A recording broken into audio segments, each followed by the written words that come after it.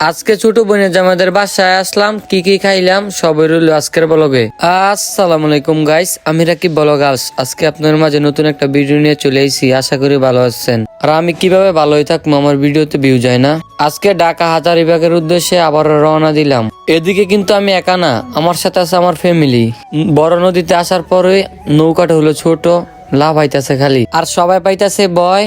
আইসা পড়লাম চন্দনপুর আসার পর আমার হাতে দিয়ে দিল পিটার ডেক্সিটা। এদিকে আমাকে বলতাছি স্ট্যান্ড থেকে একটা অটো আন। তারপর আমি একটা অটো নিয়ে চলে আসলাম চন্দনপুর ঘাটে। আর ছোট বোনের আমাদের বাসায় বলে যামু, এর কারণে ফল টল কিনে নিতেছি আজকে। শিবনগরের রাস্তাটা অনেকই সুন্দর, যা না বললেও হয় না। রাস্তার কাঁচা দিয়ে ভাঙ্গা, তবু অনেকই ভালো দেখা যায়। বাস কাউন্টারে আইসা টিকিটটা কাইটা নিলাম। তারপরে বাগিনারা বলতাছে বেলা শিব বেলা খাইবো, তাড়াহুড়া কইরা উঠে গেলাম বাসে। আর এদিকে দেখতেছি বাসটা দিল সাইরা।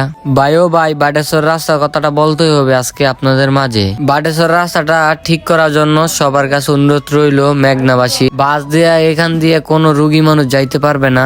এই ব্রিজটার নাম জানি না, কিন্তু যারা যারা জানেন সবাই একটু কমেন্টে বলে যাবেন। এই ব্রিজটা হলো অনেকেই ভালো। এখন বাটেশ্বরের রাস্তা ফালাইয়া উঠে গেলাম মেন রোডে। তখন শরীরটা লাগতেছে অনেকে আরাম। আইসা বললাম মেঘনার ব্রিজে। আসার পরে দেখতেছি অনেকেই ভালো লাগতেছে।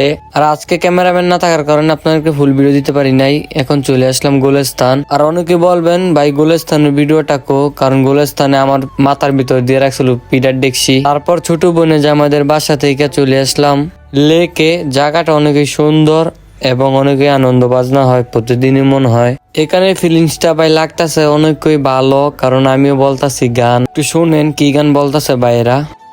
তুমি আমি দুই একসাথে ডিস্কো ড্যান্সার।